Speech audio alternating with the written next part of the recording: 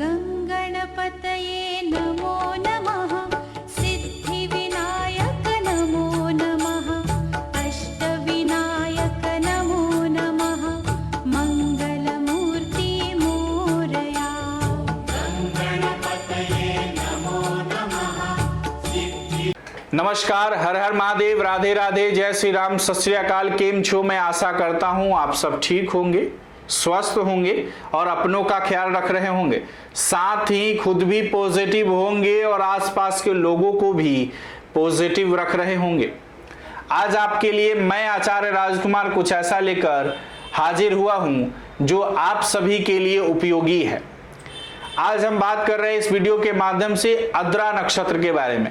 आद्रा राशि चक्र का 6वां नक्षत्र है और मृग नक्षत्र के तारामंडल में बेटल लिग्यूज का नाम का एक चमकता सितारा है। आद्रा राशि चक्र में 66 डिग्री 40 मिनट से 80 डिग्री यानी 0 मिनट तक फैला हुआ है। समस्त नक्षत्र समूह बुध के स्वामित्व के मिथुन राशि के अंतर्गत है। इस नक्षत्र और समूह का प्रतीक मानव मस्तिष्क है, जहां मन स्वामी है और सारी विचार प्रक्रिया वही होती है। यह प्रतीक मूल्यवान रत्न की तरह लगता है। विनाश का स्वामी रुद्र इसका देवता है और इस नक्षत्र का स्वामी राहु ग्रह है, जिसे चंद्रमा का उत्तरी बिंदु भी माना जाता है।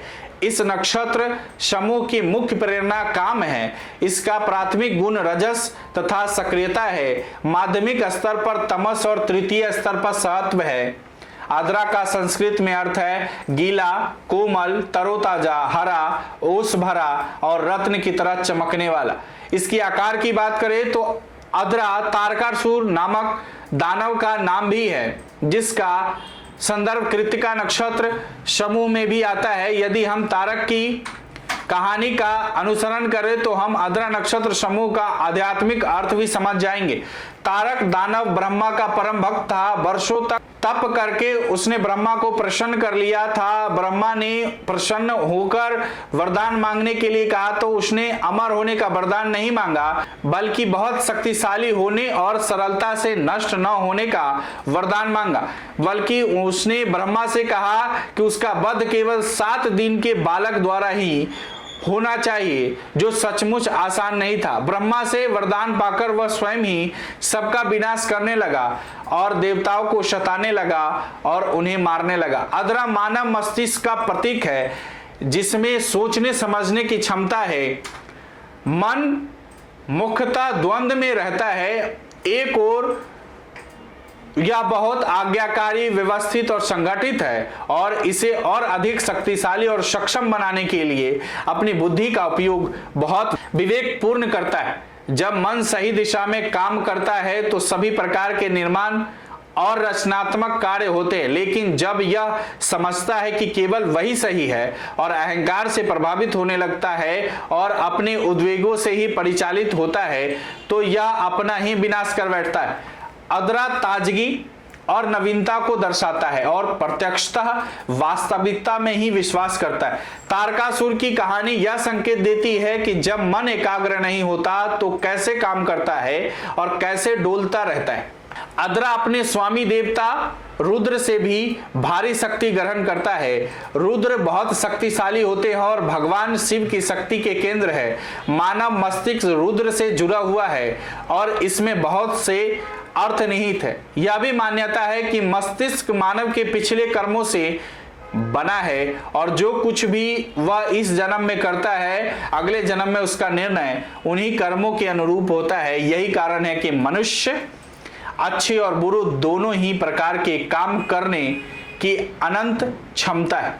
अगर वह निर्माण के पथ पर चलता है तो वह साम्राज्य भी बना सकता है और मोक्ष भी पा सकता है, और अगर वह विनाश के पथ पर चलता है तो वह सभी कुछ नष्ट भ्रष्ट कर सकता है और यहाँ तक कि अपने आप को भी नष्ट कर सकता है। इसीलिए मन के इस रत्न को समझने के लिए ध्यान और यौगिक जीवन पद्धति बहुत आवश्यक है। इनके गुण और प्रेरक शक्ति की बात करें तो आद्रा का मूल गुण रजस या कर्म है।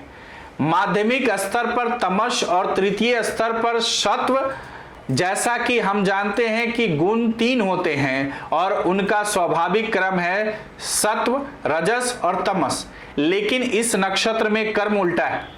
पहले स्तर पर रजस, इसका मतलब है कि कार्य जो गहन इच्छा या वासना का फल है। यदि हम तारक राक्षस की कहानी को देखें तो देख पाएंगे कि उसे ब्रह्मा को पाने की गहन इच्छा थी।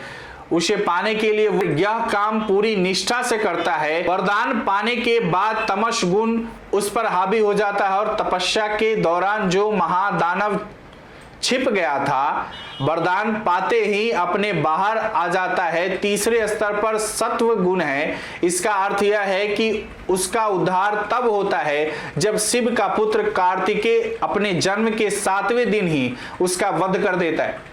यदि हम इसका विश्लेषण करें तो देखेंगे कि इस नक्षत्र समूह की प्राथमिक शक्ति काम है। यही काम उसे उस पथ की ओर चलने के लिए विवश कर देता है ताकि उसका उद्धार हो सके। शायद वह कोई और मार्ग जानता ही नहीं था और गुणों की शक्ति उसे विवश कर देती। इससे यह भी संकेत मिलता है कि उसके पास और कोई मार्ग बचा ही नहीं था। शायद नियति उसे उस मार्ग पर चलने के लिए विवश कर रही थी। अद्रा नक्षत्र के लोगों की ताकत क्या होती है कि अद्रा नक्षत्र राहु बुध की मूल प्रेरणा काम है, गहन इच्छा या वासना। अद्रा का एक और अर्थ है ताजगी और कोमलता, और यही उसके समस्त व्यक्तित्व को रत्न जैसी चमक प्रदान करती है। अद्रा में मन की विशालता भी निहित होता है, जिसके कारण वे साफ सुथरी योजनाओं को कार्यान्वित करने में सक्षम होते हैं। उनमें बेहद उत्साह होता है, वे कर्मठ होते हैं और उनमें अभिव्यक्ति की अंतर्निहित इच्छा होती है, परंतु लक्ष्मण रेखा पार करने का खतरा भी मंडराता रहता है और इसमें आप अपनी शक्ति भी खो सकते हैं। आपके लिए अपने आप को पहचानना भी बहुत जरूरी है। यद्यपि शुरू में आपकी पूरी शक्ति अपनी पहचान बनाने में लगी रहती है, लेकिन आप बहुत हद तक इस दुनिया में रहस्यों को समझ लेते हैं। आपकी सहज बुद्धि संपूर्ण प्रक्रिया के ऊपर परे रहस्य के पर्दे को उठाने में संलग्न रहती है। बुद्धि का उपयोग भौतिकता के तंत्र को समझने और उसका अर्थ जानने में होता है और बाहरी मदद लेना पसंद नहीं करते, लेकिन अपनों की मदद करने में हमेशा आगे रहते हैं। यद्यपि आप बहुत दयालु होते हैं, लेकिन कभी कभी किसी ना किसी रूप में दिखावा करने से भी बाज नहीं आते। यह भी आपके व्यक्तित्व का ही हिस्सा होता है। आपकी कमजोरी की बात करें तो यह भी आशंका है कि आप सत्ता के मद में चूर हो सकते हैं और जीवन में लगातार उतार चढ़ाव झेलते रह सकते हैं। सत्ता का दुरुपयोग और भौतिक वस्तुओं के प्रति गहरी आसक्ति आपके लिए बहुत सी समस्याएं पैदा कर सकती है। कभी कभी आपकी हरकतों से दूसरों को बहुत तकलीफ हो सकती है। आप बहुत अस्थिर और अहंवादी भी हो सकते हैं, जो आपके जीवन को बहुत जटिल बना सकता है। अगर आपको यह वीडियो अच्छी लगी हो तो इसे फेसबुक और यूट्यूब पर जरूर शेयर करें, लाइक भी करें। इसी तरह और भी वीडियो देखने के लिए जुड़े रहें। गणपति ज्योतिष संस्थान से अपने विचार हमें कमेंट बॉक्स में जरूर भेजें। राधे राधे।